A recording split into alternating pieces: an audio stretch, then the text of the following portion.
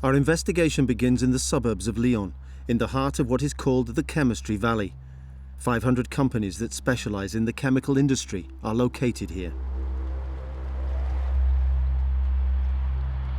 Like in the town of Pierre-Bénite, standing right in the middle of this city of 10,000 inhabitants, a huge factory.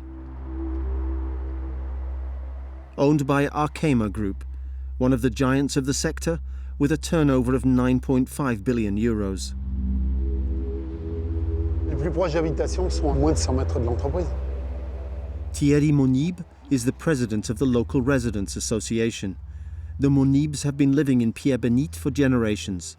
The Arkema plant is almost part of their family. Quand vous la voyez, vous vous dites quoi? Est-ce qu'il y a des questions qui se soulèvent? J'ai toujours eu une certaine confiance. J'avais de la famille qui a travaillé au sein de l'entreprise depuis les années 50. Et j'ai toujours eu le sentiment que ce n'était pas des inconscients. Mes enfants ont grandi ici. J'ai jamais été très inquiet. The Pierre-Bénite enterprise employs nearly 1,000 people and covers 330,000 square meters. A neighbor like no other, who relies on promotion materials to reassure surrounding residents. On nous a bien informés dans le sens où on nous envoie des beaux catalogues et tout. On nous explique ce qu'ils appellent, eux, la chimie verte. Alors, ils font une multitude de choses. Donc, on a le verre acrylique, les produits de maquillage, les batteries. C'est utilisé dans les voitures, dans l'aviation, c'est utilisé dans le matériel de sport. C'est énorme les applications qu'il y a avec les produits qui sont fabriqués. Évidemment, la fabrication elle-même, on ne la connaît pas. On ne sait pas comment ils font pour fabriquer ça.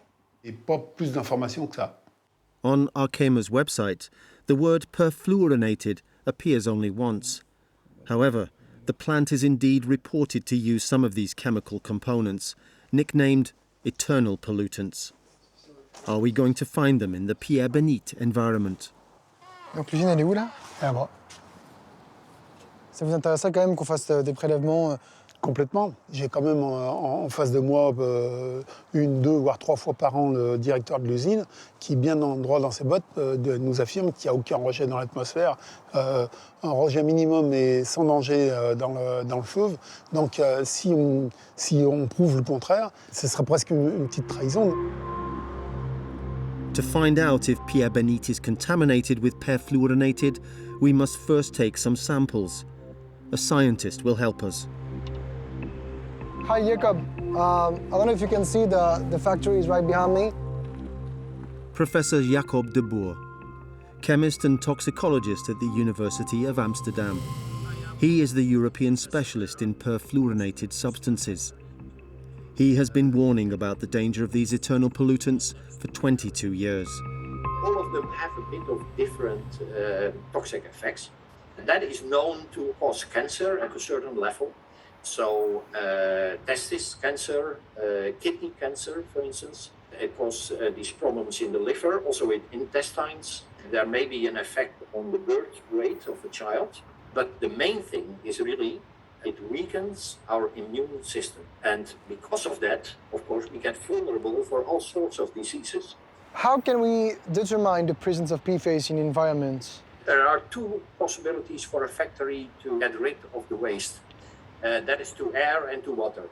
The air, of course, is a direct picture of what is happening now, what is now coming from the stacks of the plant.